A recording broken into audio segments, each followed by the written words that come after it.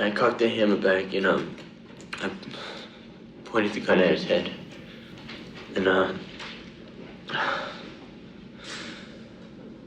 I said, God forgive me. I pulled the trigger. Do you think about me? Because I think about you all the time, Pamela said to Flynn. Pamela Smart was a 22-year-old media coordinator at Winnicunnet High School in Hampton, New Hampshire.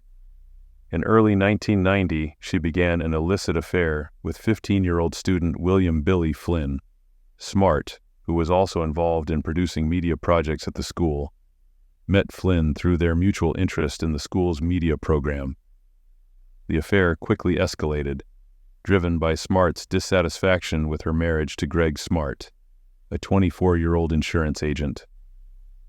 Their affair began after Smart invited Flynn and another friend, Cecilia Pierce, over to her condo to watch the sexually explicit movie 912 Weeks.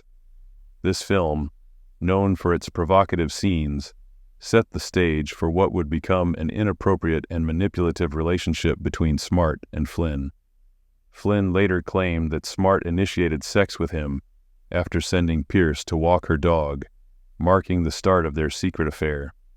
Smart, a charismatic and assertive figure, used her maturity and position of authority to captivate Flynn, who was a naive and impressionable teenager. Over the following weeks, Smart and Flynn's relationship intensified.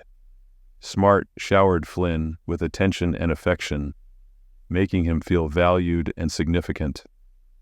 This attention was intoxicating for Flynn, who had never experienced such a relationship before. Smart allegedly began to manipulate Flynn emotionally, convincing him that they could only be together if her husband, Greg Smart, was out of the picture. She painted a dire picture of her marital situation, claiming that Greg was abusive and that a divorce was not a viable option due to financial constraints and societal pressures. Smart's manipulation of Flynn involved playing on his emotions and insecurities. She allegedly told Flynn that if he truly loved her, he would prove it by helping her remove Greg from their lives. This manipulation exploited Flynn's desire for love and acceptance, making him believe that committing this crime was an act of devotion. Smart's influence over Flynn was so strong that he began to accept the idea of taking a life as the only solution to their problem. But before we dive deeper into the mystery, I'd like to ask for a small favor. The statistics show that more than 70% of you watching aren't subscribed to the channel yet. If you're enjoying these deep dives into true crime and want to stay updated on future cases, please consider subscribing. It really helps the channel grow and ensures you don't miss out on any new videos. Now, without further ado, let's get back to the case. To carry out the plan, Smart further manipulated Flynn by enlisting the help of his friends, Patrick Randall and Vance Latham Jr., both teenagers. She promised Flynn and his friends $500 each from the anticipated $140,000 life insurance payout she would receive from Greg Smart's policy. This promise of financial reward added an element of enticement to the already emotionally charged plot. The teenagers, under Smart's guidance, meticulously planned the act. They decided that the best time to carry it out would be when Greg came home from work, ensuring he would be caught off guard. Smart instructed them to stage the scene to look like a burglary gone wrong, which she believed would divert suspicion away from her. She allegedly provided details about the layout of the house and Greg's routines to aid them in their planning. On May 1, 1990, the plan was put into action. Flynn, along with Patrick Randall and Vance Latham Jr., entered the Smart residence in Derry, New Hampshire.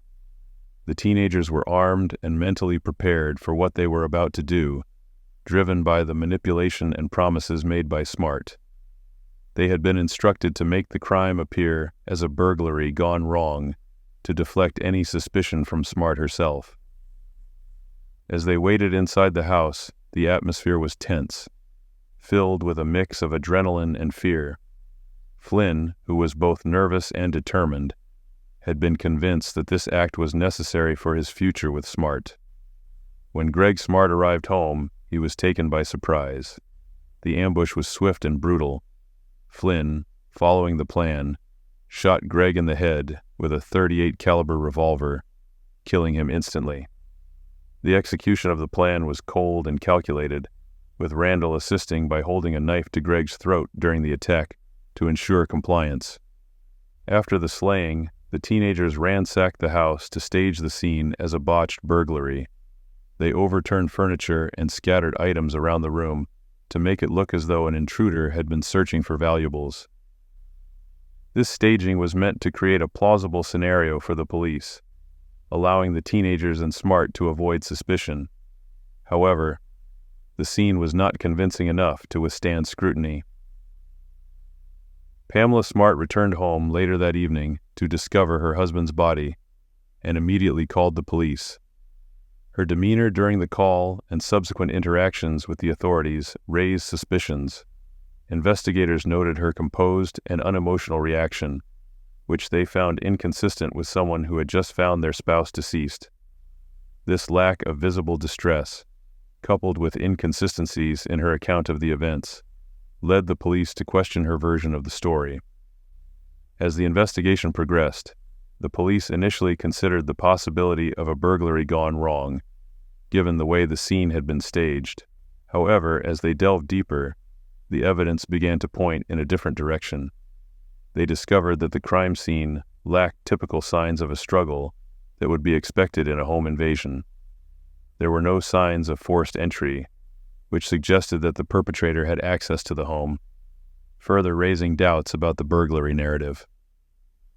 Not long after the incident, the investigation took a significant turn when Cecilia Pierce, a 16-year-old student and intern at Winnicott High School's Media Center, came forward with crucial information. Pierce had been close to Pamela Smart and was aware of the affair with Billy Flynn. In conversations with Pierce, Smart had confided details about her relationship with Flynn and her frustrations with her marriage to Greg Smart. Pierce revealed to the authorities that Smart had openly discussed plans to eliminate her husband, a revelation that provided investigators with a direct link between Smart and the whole plot. Recognizing the potential of Pierce's testimony, the police asked her to cooperate further by wearing a wire to record conversations with Smart. Pierce agreed, and these recordings became instrumental in the investigation. Although the audio quality was poor, the recordings captured Smart making incriminating statements that indicated her involvement in the scheme. In one recorded conversation, Smart suggested that they would face severe consequences if the truth came out, indicating her awareness of the plot's criminal nature. These recordings, despite their technical limitations, were pivotal in building a case against Smart. Following the revelations from Pierce, the police intensified their investigation. Flynn, along with Patrick Randall and Vance Latime Jr., was brought in for questioning. Under intense interrogation, Flynn eventually confessed to the slaying, providing a detailed account of how Pamela Smart had orchestrated the entire plot. Flynn described the emotional manipulation he experienced at the hands of Smart, who had convinced him that killing Greg was the only way for them to be together. He recounted how Smart had planned the act, instructed him and his friends on how to execute it, and assured them of financial rewards. Randall and Latime corroborated Flynn's account, providing additional details about the planning and execution of the slaying. They testified that Smart had been the mastermind behind the plot, providing guidance and encouragement throughout the process. Their testimonies painted a picture of a calculated plan driven by Smart's desire to remove her husband from her life.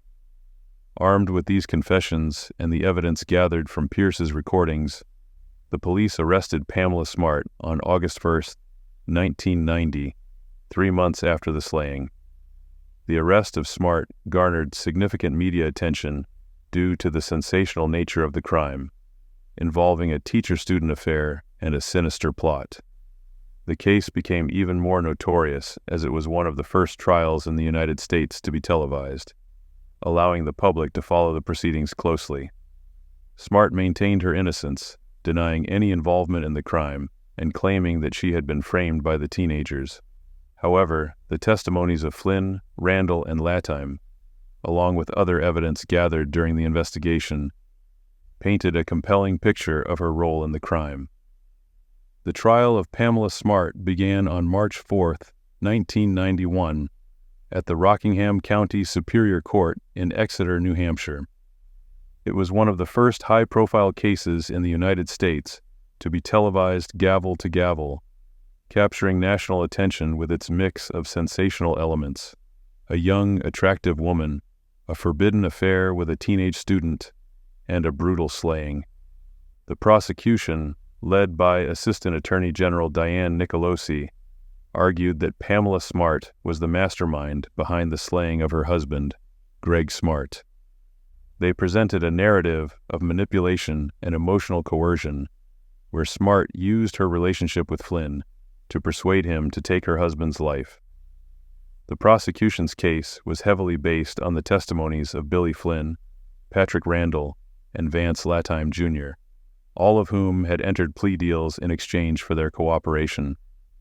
Flynn testified that Pamela Smart had seduced him, leveraging her allure and position of authority to manipulate him into believing that the only way they could be together was if Greg Smart was eliminated. Flynn described in detail how Smart had orchestrated the entire plot, providing specific instructions on how and when to carry out the slaying. He explained how Smart used emotional manipulation, convincing him that removing Greg was essential for their future together. Flynn recounted how Smart had instructed him to stage the crime scene to look like a burglary gone wrong, even down to specific details about how to make the crime look plausible. Patrick Randall and Vance Latime corroborated Flynn's testimony, adding their own accounts of the planning and execution of the crime. They described how Smart had been the driving force behind the plot, detailing the roles they were each assigned and how Smart had directed them throughout the planning process. Their testimonies painted a picture of a calculated plan masterminded by Smart, who had used her influence over Flynn and the other teenagers to achieve her goals.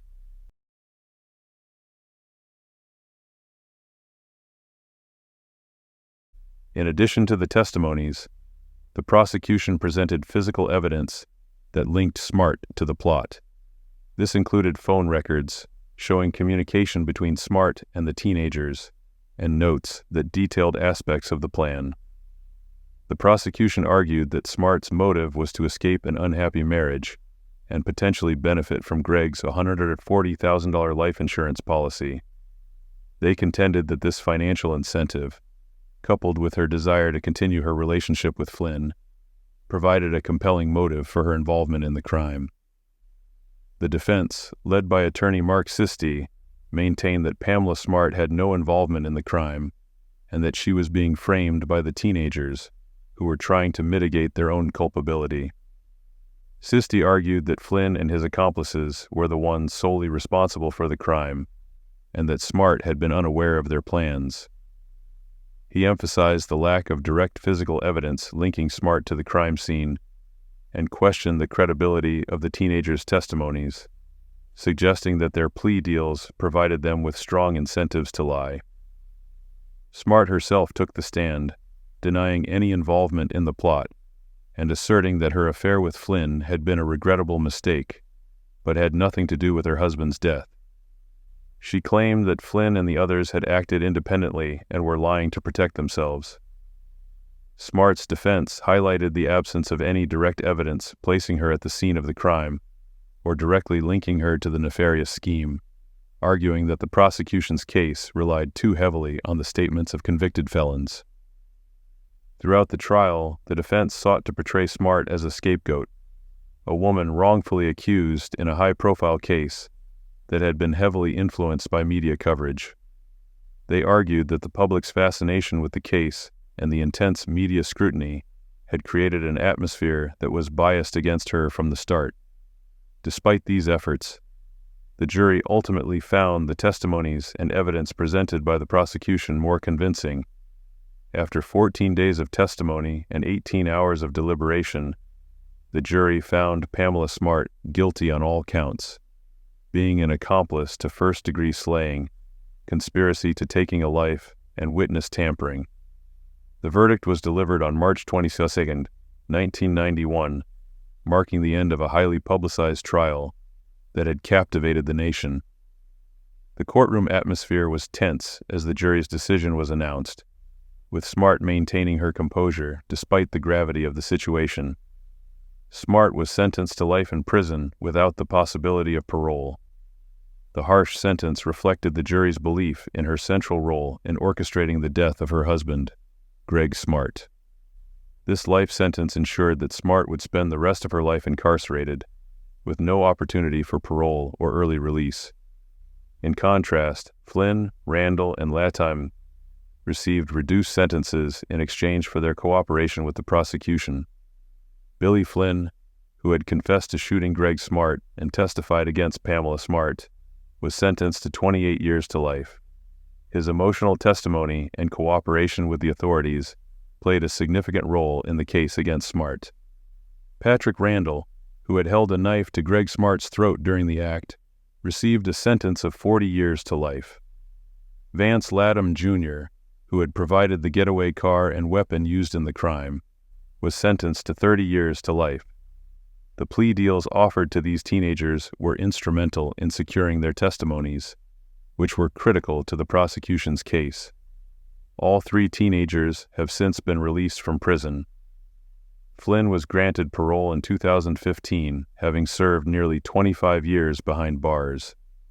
Randall and Latime were also released after serving their respective sentences. Their releases were contingent on their cooperation with the authorities and expressions of remorse during their parole hearings. The outcomes for Flynn, Randall, and Latime contrast sharply with Pamela Smart's continued incarceration, underscoring the severity with which the court viewed her role in orchestrating the slaying. Following her sentencing, Pamela Smart was initially incarcerated at the New Hampshire State Prison for Women, before being transferred to Bedford Hills Correctional Facility for Women in New York, where she remains to this day. While in prison, Smart has worked to better herself and others around her. She has earned 2 master's degrees, one in literature and one in legal studies, from Mercy College, funded by private donations. Smart has also become an advocate for women's rights in prison, joining the National Organization for Women, NOW, and participating in various educational and mentoring programs for fellow inmates. Despite these efforts, Smart's time in prison has been challenging. In October 1996, she was severely beaten by 2 fellow inmates who accused her of being a snitch. The attack left her with a fractured nose and a broken eye socket, requiring the insertion of a plastic plate in her face.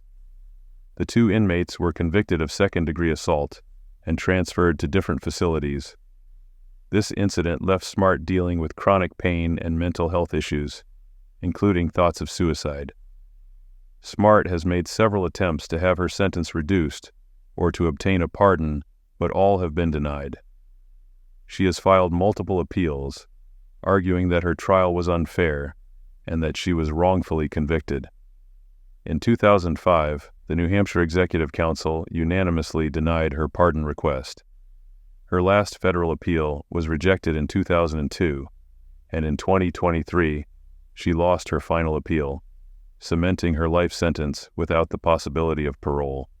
In recent years, Smart has continued to seek ways to reduce her sentence. On June 11, 2024, she released a videotaped statement in which she accepted responsibility for her husband's slaying for the first time. She expressed deep remorse and reflected on her past actions, acknowledging her role in the crime and the manipulation of Billy Flynn.